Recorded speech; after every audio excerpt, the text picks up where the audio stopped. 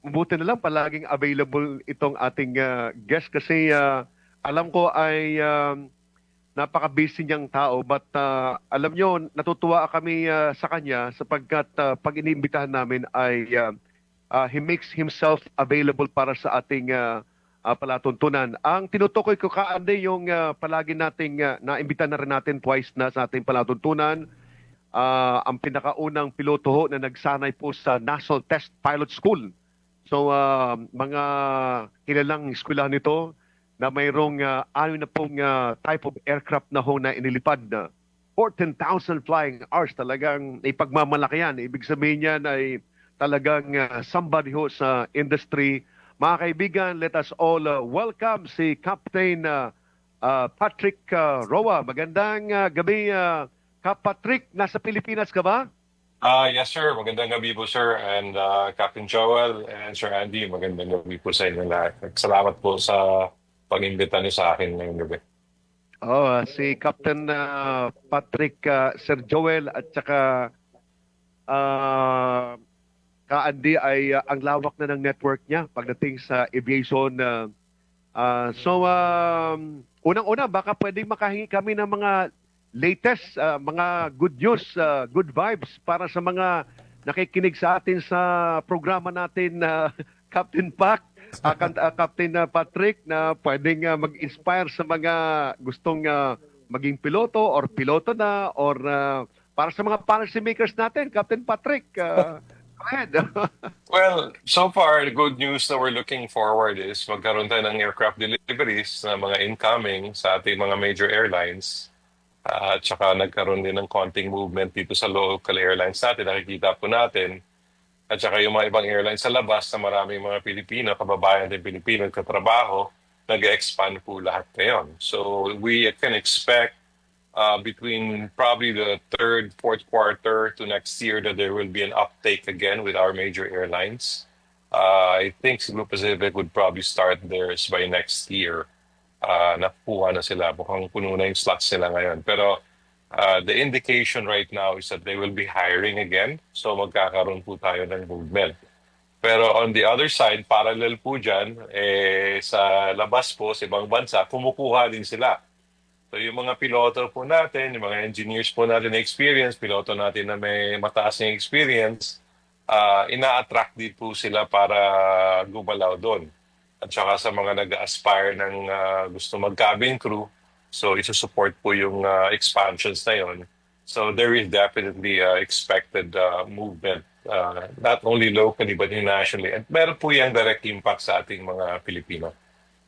Oo, kasi Ka-Andy, tama inabanggit mo kanina, yung data up to 2043, ang pinag-uusapan dito ay nasa mga 2 million na So, ano pala jobs yun? ang pinag-uusapan. Oo. Next 4 years pala yun. Next 20 years. Hindi lang next 2043. 20 years. Oo. So, yung data na yan, Ka-Andy, galing yan sa Boeing at saka dun sa Airbus. So, halos nagpaparehas naman yung data nila. So, ang ibig sabihin ay yung data na binibigay nila ay totoo yun, na may mga more or less 2 million na mga job opportunities pagdating sa aviation. May tanong ko lang kay kay Cap Patrick, dito sa pinag-uusapan natin na 2 milyon na trabaho up to 2043, saan mo nakikita, Cap Patrick, yung mga Pilipino natin? Saan mo nakita na pwede tayong mag-excel tayo, na tayo ay mayroong advantage? Anong part noong yung buong doon sa value chain ng aviation na yan, saan yun nakikita na pwedeng tayo ay may advantage tayo, Doc Cap Patrick? That's a good question po, General. No? Ang mga Filipinos po, we really have now proven na na-occupy na po natin yung mga places sa buong supply chain for the aviation industry. Not only sa piloto, sa cabin crew, but pati po sa mga engineering and all the other support sectors, no, that push this industry. Even sa operations management, dispatch and operation, marami pong Pilipino. We have a very good advantage nga because of our high English comprehension. Mabilis po tayo mag-adapt. And definitely our countries, we have a lot of migrant Filipinos na pinapadala po natin, ini-export po natin because the Filipino, inherent na po sa character natin na we actually really provide good service. At saka kung anong binibigay sa atin na task, we're very industrious. That is really inherent in our culture. And in anywhere I would go now, nakikita ko Filipinos are really excelling. Kaya nga itineterm natin na the global Filipino. So for the aerospace industry and their projections, we should also be at pace to meet the challenge na nakikita natin as that thing grows. Again, I mentioned aerospace because po, nagpo-push na po tayo higher, faster, higher, and farther. So I wouldn't be surprised if soon makakita na tayong Filipino who's gonna show up, who's working probably with SpaceX and with Blue Origin and so many other programs that is leading in the aviation industry. Pero we are already there. We just have to increase the warm bodies and keep pushing out excellent Filipino engineers, workers, pilots, and everybody for this aviation industry. Andy? In terms of number, dun sa demand presently and in the future, Captain Patrick, ano ba, kaya ba nating punan yung need ng mga ganitong professionals? Kaya ba ng mga flying schools and aviation schools dito sa atin na makatugon dun sa ganong klase ng demand, na papalaki ng papalaki ang demand? Anong nakikita mo? Candy, Boeing did not specify a breakdown of the numbers na binigay nila. They projected generally the number of warm bodies na kailangan po on the, let's say, right now that's already a 9-year forecast, more or less. At hindi naman po nila break down specifically per area or let's say for Asia, for the Philippines, or the categories of the job descriptions. Kasi the jobs are actually evolving. As we can see with what's going on with AI, there are new jobs showing up, but probably 2 years ago did not even exist. But they could still project the expected demand sa warm bodies na yun. What we need here in the Philippines, I've also mentioned this to some of our friends in the industry, is that let's open our ears. Let's not be tone deaf. Let's ask aggressively and research on the industry. What do they want? What are they looking for? How do we enhance the delivery of our training and our lessons na binibigay natin for our students to be better prepared to the evolving demand of the aerospace industry based on present technology and emerging technology na nakikita natin. And thank God for the internet. Back in the day, you have to order the book. Now you have to just go online. Makukuha na po natin. Ang dami na talagang pagbabago ngayon at sa tingin ko ay nagsisikap din ang ating gobyerno, especially Civil Aviation CAAP bilang regulating body. Pero alam ko kailangan pa nating dagdagan We still have to encourage the private sector, for example, na magdagdag ng mga eskwelahan para sa aviation professionals para just in case mag-ready ho tayo ng malaking core ng mga professionals na isusupply pagdating ng pangangailangan. Captain, nakikita mo ba yan? Anong dapat gawin ng ating gobyerno in that case? The government should sit down with us. I think it's about time the CAAP, the Department of Education, and all the other government stakeholders that have a direct impact on the aviation industry. I think it's time to sit on the table and have a very open and candid discussions on the requirements of our industry. We definitely need support. We can help shape policy. We can help do that, but the industry also needs support. For example, to boost the aerospace education industry in the Philippines, we need better training tools. Yes. And these are not cheap. Let's say we bring in the Department of Finance, the Department of Trade and Industry, hand in hand with the Department of Education, maybe to the Office of the President. perhaps to give us either an income tax holiday or maybe a break on the import duties. Pwede po nilang pagbigyan yan if there is a program that is supporting modernization. And this would actually ease the financial burden for the training providers, and it will allow them to expedite the acquisition of better training tools and equipment. So those kinds of smaller governments, and we're not a large industry. We're not really an industry na masasabi po natin na lugi naman yung gobyerno. Maliit lang po talaga tayo compared to maritime, compared to, let's say, basic engineering schools that they have right there. Maliit lang po tayo. But our impact is very important because marami po sa industriya natin, they end up getting high salaries, which pinapadala po nila dito sa atin, which we reinvest into our economy. So it is also important that we get that boost, that shot in the arm, for us to be able to accelerate and push forward po. Para Candy? talaga, Ka Jerry, parang ano ito eh, parang whole of government approach ang dapat gawin natin dito. Dapat aware ang lahat na nasa gobyerno na merong ganitong klase ng potential na dapat nating matugunan. Candy, baka si Sir Joel Cabrera ay gustong magbigay ng rejoinder or baka gusto niya magtanong. Sir Joel? Yes, thank you, General Jerry. I was impressed yung na-mention ni Captain Patrick about yung development sa airline industry. In fact, that's about a week ago or 2 weeks ago na nag-mention si Senator Cayetano, I think is the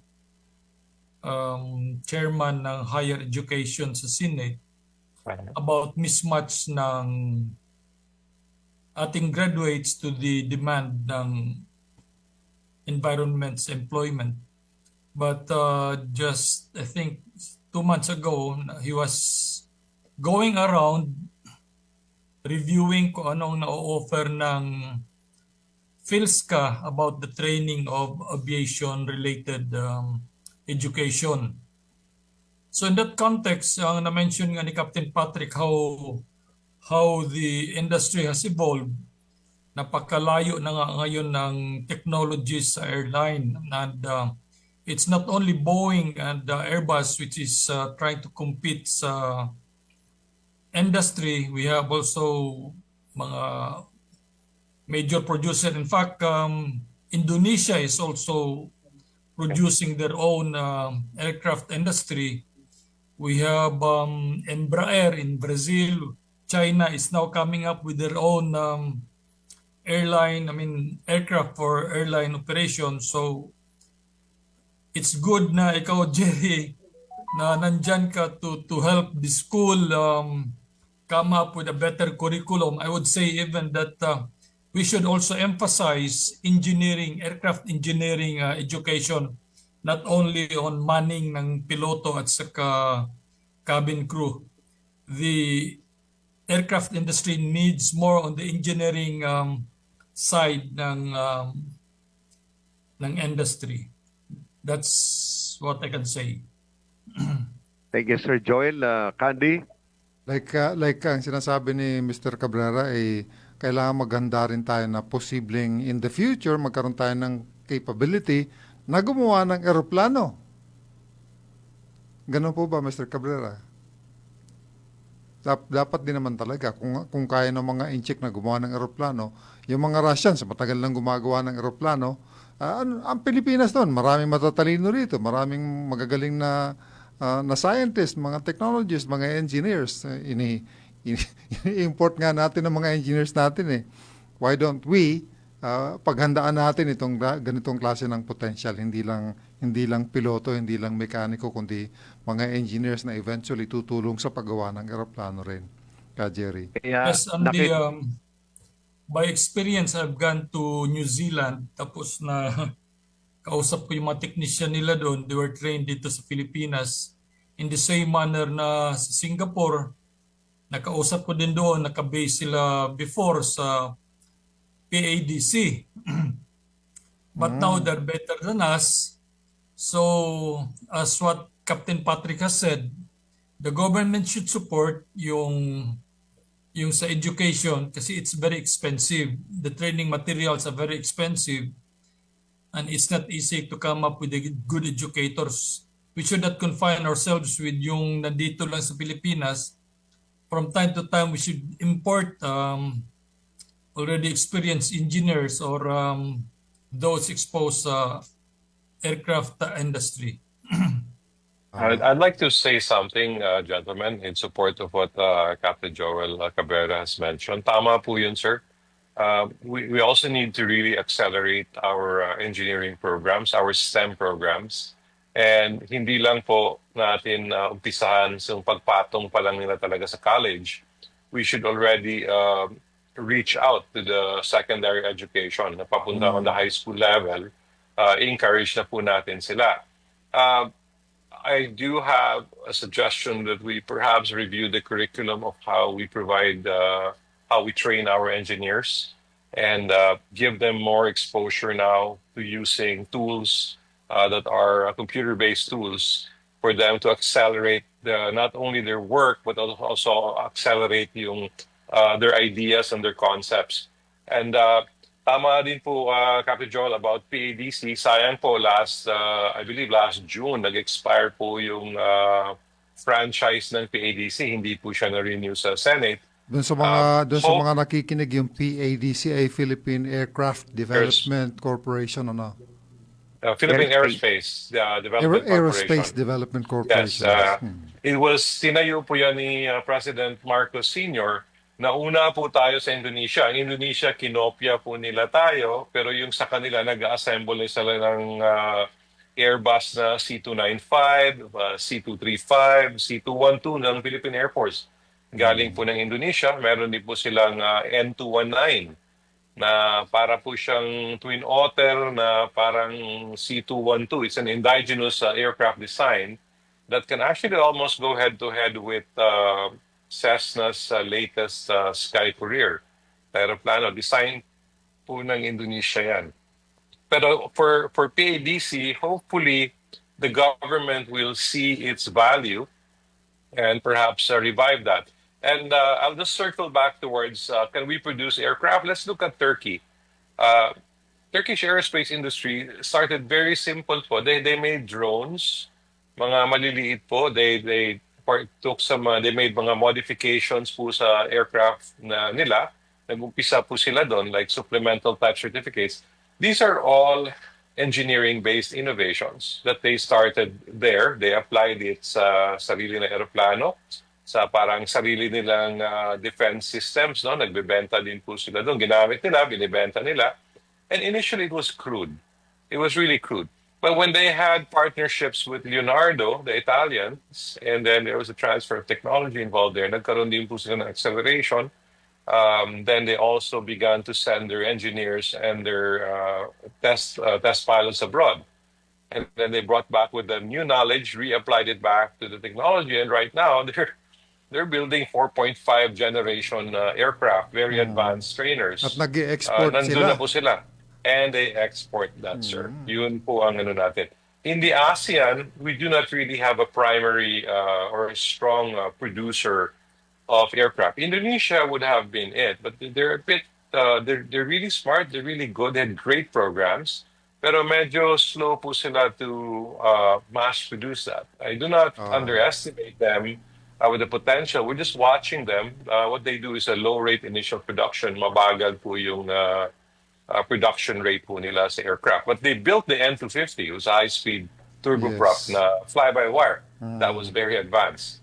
That was really something. They really flex some muscle there, but at a cost, mahal po. So I don't see why the Filipino cannot start small. I don't see why the Filipino cannot innovate and be able to reach out to our end users in government and listen to their requirements and slowly move towards that. We have brilliant engineers. We have really great engineers here. Napag-uusapan ho natin yung mga gusto nating o kaya i-encourage ang gobyerno na gawin para madagdagan ang kakayahan ng ating mga aviation schools, makapag-produce ng mas marami, madagdagan ang kanilang mga technological capabilities para makaagapay po tayo sa demand worldwide para sa mga aviation professionals. Si Captain Joel Cabrera mula sa PhilSky nagsasabi kanina tungkol doon sa siyempre kayo pong nasa education sector, kayo ni General Zamudio, ka Joel. So ano ang nakikita ninyong dapat ho ay itutok ng gobyerno, ibigay ng gobyerno sa ating mga aviation educators katulad po ninyo, at anong support ang pwedeng gawin ng overall ng ating mga kababayan para sa inyo?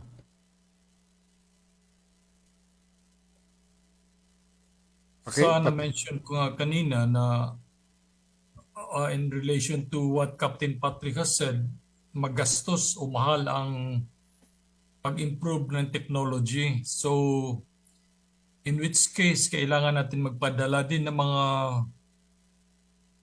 teachers natin to study further sa overseas, labas to better educate themselves para pagbalik nila dito, ma-improve natin yung pagtuturo sa Pilipinas. Kasi sa ngayon talaga, napaka-advanced na ng technology. In fact, na-mention nga ni Captain Patrick kanina about Turkey starting with drones. Ngayon, nag-export na sila ng mga drones, nag-export sila ng sariling eroplano. In fact, we have some of their products dito sa strike wing natin, yung mga attack helicopters.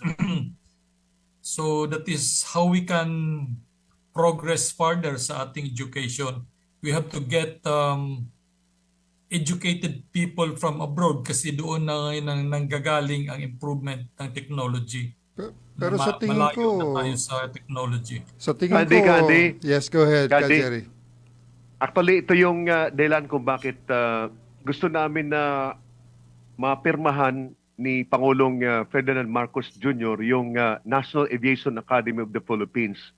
Kasi yun yung nakikita natin na formula para yung mga binabanggit ni Sir Joel at saka ni Captain Patrick is maabot natin. Dahil yung demand doon is ang ipoproduce natin, ang ipoprovide natin na klase ng education ay world class. Para maging world class yan, kinakailangan ay mag-maintain tayo. Doon napaka-clear naman doon ka, Andy, na mag-maintain tayo ng local at saka foreign pool of instructors at saka mga advisors para may angat natin yung ating capability.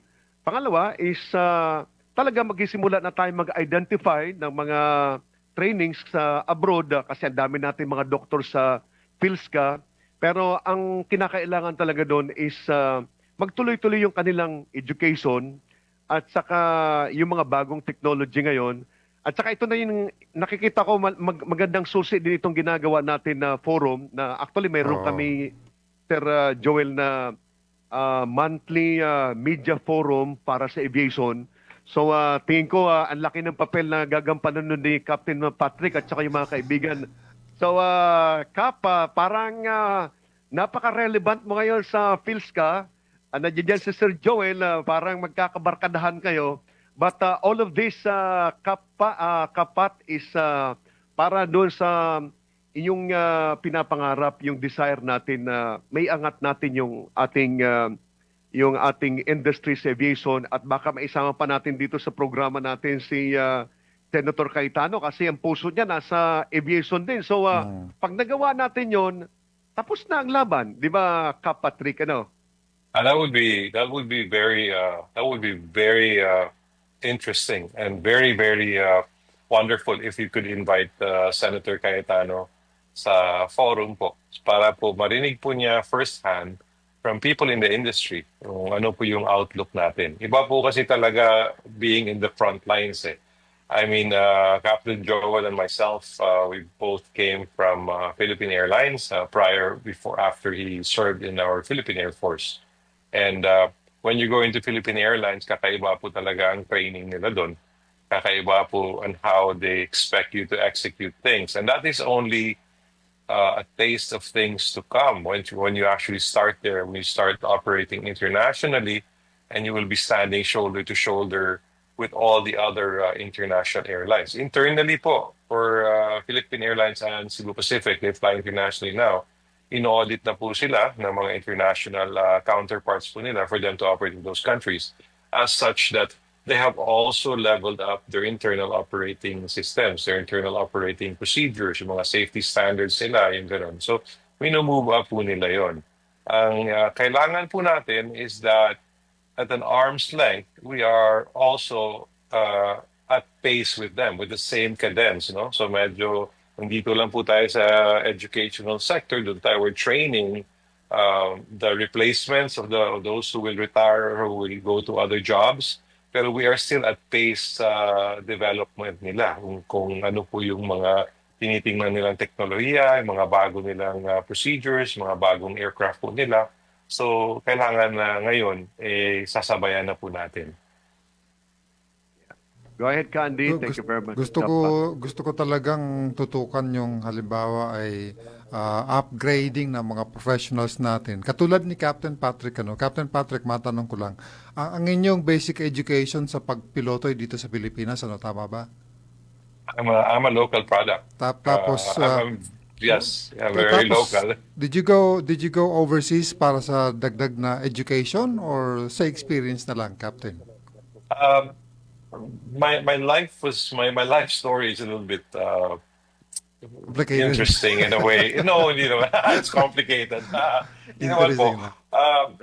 Simple lang po how I started in aviation. I was really flying in general aviation. I was flying all kinds of airplanes kasi yun ang gusto ko. Mostly it was just light aircraft, no? And then nagkaroon po ako ng requirement sa employer ko, 2003. And then November registered aircraft. So doon po nag-umpisa yung training tsaka licensing po doon sa FAA. That was my first exposure to train doon po sa ibang bansa. And then the next year in 2004, I joined the airlines. Yung una kong airline pinasok was Asian Spirit kasi I wasn't really serious about an airline career. Gusto ko lang na siguro subukan ko lang for a few years. I just need my job. I'll finish my contract. In Asian Spirit, yung training ko rin naman was in British Aerospace, dun po sa UK, Philip 146. And then, panay na po namin yung training sa Australia. And we had mga Australian instructors. And it just continued there. Siguro po, sinuwerte po ako na sunod-sunod po yung na-experience kong training sa mga jobs ko. Saka iba-iba pong lahi nila. So it's not only Americans, British, Canadians po, yung mga ganun na iba-ibang nationality, iba-ibang style din po, iba-ibang aircraft. So all of that begins to accumulate and build up into your skill sets, Yes. yung experiences mo, and it changes you. What's important there is it's not about you flashing your certificates and your credibility and telling people, oh, I'm so awesome, I did all of it. It's not actually that. It changes you as a person. It changes your outlook. And when you come back po dito sa Pilipinas at nakikita po natin what's going on here, you look at it with a fresh eye. Iba po yung tingin mo sa landscape. Suddenly, pag kinompare mo, nakikita mo na rin ang mga areas na kailangan po natin ma-improve, mga areas na kailangan po nating tulungan yung mga tao in terms of mga skill gaps, technological gaps, basic, knowledge gaps. Nakikita po natin doon because you come from outside. You are measured and you're checked to a different standard, to a different level by a person who doesn't really know you. You just met him on the day of your check and then they will measure you.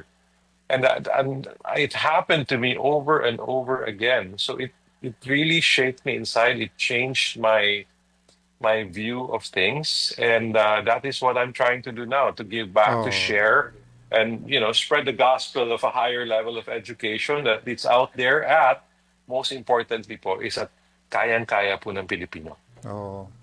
General, siguro, maghanap tayo ng iba pang mga katulad ni Captain Patrick na Pilipino. malaki. Sana mayroon pa mga katulad mo na pwede rin tumulong sa iyo. Of course, ikaw ay napaka-importante sa ganitong klase ng advocacy na ginagawa po namin. Ngayon, itanong ko lang kay Captain Patrick kasi ngayon, ang nakikita ko ngayon na Cap Pat is nagiging parang automated na. Yung antas ng automation ngayon sa ating pagpapalipad ng eroplano, mayroong, hindi ko alam kung ito ay AI na rin ito, but ano ang nakikita natin na dapat na adjustment na dapat gawin natin para maihanda natin yung industry, yung mga tao natin na magtatrabaho sa industry, Kap Patrick? General, pagdating po sa automation, it has really arrived, no? The high level of automation, nandun na po, na lalo na nag-transition yung technology from the military, and like, alam naman po natin lahat na yung nag-umpisa, like for the airliner, the one that really revolutionized this was the Airbus. Nung unang lumabas po yung Airbus 320. At saka mula noon, sunod-sunod na po yung matataas na teknolohiya na ginamit nila with the design, with the intention for it to be safer. However, pagdating po sa high level of automation equals safety, nagkaroon po tayo ng learning curve. Nagkaroon din po tayo ng mga aksidente o disgrasya based din po sa interpretation o pagkakaintindi natin dun sa automation. So automation is something that we will really welcome with open arms. Pero importante din po na we carefully study the level of automation we are engaging at titingnan po natin yung limits niya at titingnan po natin yung pwede nating gawin in case there would be a failure or how we could do some sort of an intervention. Automation does not have to fail for an accident to happen. It is really when the human misinterprets or misapplies this level of automation to their existing situation that you would have a domino effect or a Swiss cheese model of unfortunate events that would end up with that. So it is a continuing study. So pag-aralan natin ang automation with open arms, at the same time, this is something that should actively be discussed, not only sa atin na professionals, but even with the students. Again, with today's technology, they can look at these kinds of things from the comfort of their homes, at the palm of their hands, and their cellular phones. And this is something that we will encourage them to open the discussion. In flight test po, just to share lang po, meron po tayong systems performance analysis, no, or technical systems performance analysis, wherein flight test engineers and test pilots alike would actually look into the aircraft or system design itself, and then dun pa lang they would also plot failure modes. So meron po siyang basic failure modes that we would actually predict. Some would also be to meet certification requirements. And then along the way po, there are also other things that we learn during flight tests, na mga unforeseen failure modes. And then from there, process and procedures are actually developed, or if there's needs to be rectification, redesign, recertification, dun po siya. And it's all towards making things safety. And automation is really primary for this one po. Oh. Okay, thank you very much, Kap Patrick. Ka-Andy, parang inabot na tayo ng oras. Yes, oo. Anyway, marami pa namang Tuesday. Pasalamatan lang natin si Captain Patrick at saka si Sir Joel Cabrera, kasamahan ko sa PhilSCA, Ka-Andy. Maraming Thank you very salamat, much, Ka-Andy. Mr. Back to you. Cabrera. Salamat, Mr. Joel Cabrera mula sa PhilSCA. Ganun din si Captain Patrick Roa kasama natin dito po sa programa. Ngayon pong Martes sa APA Pilipinas.